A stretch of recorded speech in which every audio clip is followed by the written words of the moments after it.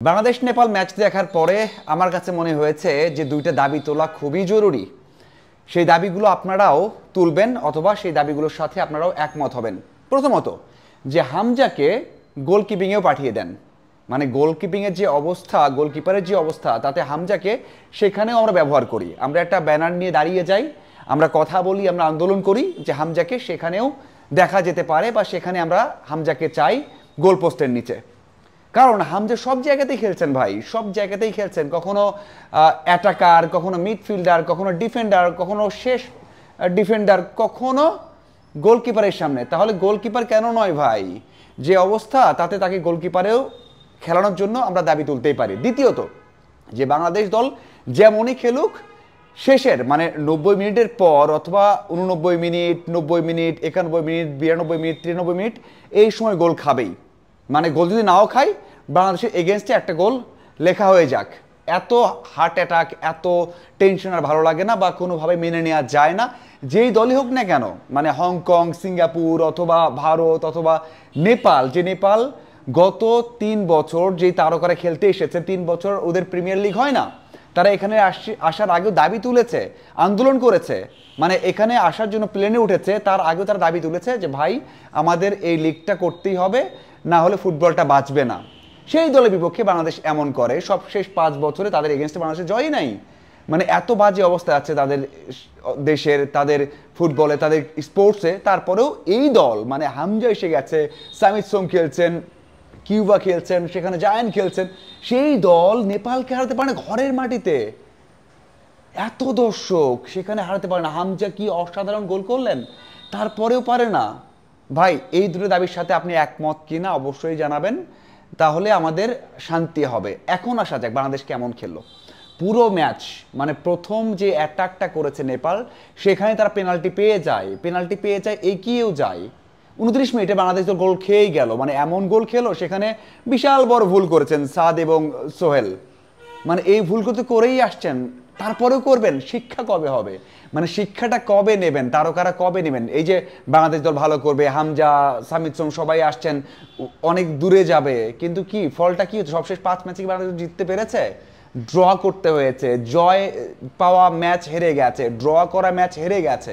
লাভটা কি হচ্ছে?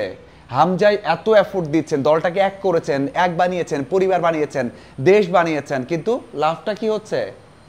এখানে কোনোভাবেই এলোমেলো এই সিদ্ধান্তগুলো মেনে নেওয়া যায় না। মানে সাদ, সোহেল যাদেরকে নিয়ে কথা হয় বারবার, যারা কোরামের সিন্ডিকেটের প্লেয়ার বলা হয়, তাহলে কেন চেঞ্জ করা যাবে না? আমরা কেন সেখানে তাজউদ্দিনকে খেলালাম না, যেখানে তার পজিশন, সেখানে কেন তার বড় ভাইকেই খেলাতে হবে? যদি বসাতেই হয়, জায়ান্টকে খেলাতেই হয়, সেখানে বসে থাকবে সাদ, সেখানে বসে থাকবে তাজ, খেলবে ওই পাশে, যে পাশে তাকে নামানো হয়েছে। খেলাতেই হবে যে কোনো পজিশন, মানে তাকে লেফট ব্যাক, তাকে রাইট ব্যাক, তাকে লেফট উইং বা রাইট উইং, সব জায়গাতে খেলাতেই হবে। মানে কেন? উত্তরটা কোথায়? সিন্ডিকেটটা কোথায়? কেন? বাংলাদেশের থেকেও কি বড় সিন্ডিকেট আছে? দেশ একটা, সেখানে কেন বোঝে না কাবরেরা, সেখানে কেন বোঝে না ম্যানেজমেন্ট? ওকে, এটা একটা ফ্রেন্ডলি ম্যাচ, মানে একটা ফ্রেন্ডলি ম্যাচ আমরা সেভাবেই দেখি, কিন্তু এত ভুল ঘরের মাঠে আপনি এমন একটা দল নিয়ে খেলছেন, বাংলাদেশের ইতিহাসের সেরা দল নিয়ে খেলছেন, সেই দল এই নেপালকে হারাতে পারে না। এর থেকে আনফর্চুনেট, কষ্টের এবং হতাশার কিছু হতে পারে না আমার মনে হয়। দ্বিতীয় হবে অবশ্যই ভালো করেছে বাংলাদেশ দল, সেখানে হামজা চৌধুরীর দুটো দারুণ গোল 46 মিনিট এবং 50 মিনিটে। এরপরও অ্যাটাক করেছে, আরও গোল বাড়তে পারতো।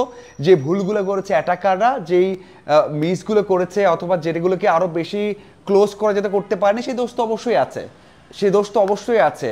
সেইগুলো তো মানে কোনোভাবেই ইগনোর করা যায় না। আপনি যদি দেখেন, যখন হামজা উঠে গেল, যখন সোহেলকে উঠে নেওয়া হলো, যখন কিউবা আসলো, সামিত সোম তো এসে দারুণ একটা বল পাস করেছিলেন, তারপরে তো চেঞ্জ হয়নি, খেলা চেঞ্জ হয়নি, একেবারেই হয়নি। ওকে, মেনে নিলাম যে বাংলাদেশ দল, মানে নতুন দল, সেকেন্ড হাফে খেলেছে, কিন্তু যে গোলটা বাংলাদেশ দল খেলো, মানে ড্রয়ের যে গোলটা খেলো, সেটা আপনি কীভাবে মেনে নেবেন?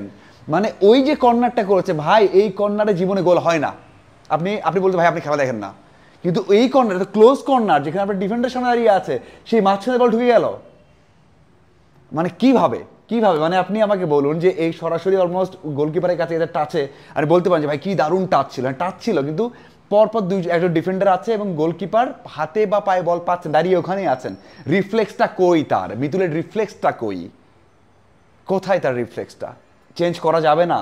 লিখিত দেয়া আছে কাউকে বা মানে ফেডারেশন অথবা কাবরেরাকে যে চেঞ্জ করা যাবে না? ফ্রেন্ডলি ম্যাচ, দেখি আমরা অন্য গোলকিপারকে, দেখি আমরা অন্য ডিফেন্ডারকে। সাদ, সোহেল, মিতুল আমার মনে হয় একেবারেই অযোগ্য এই দলে থাকার মতো। আপনার কি মনে হয়? কমেন্ট করে জানাবেন। ধন্যবাদ সবাইকে সাথে থাকার জন্য।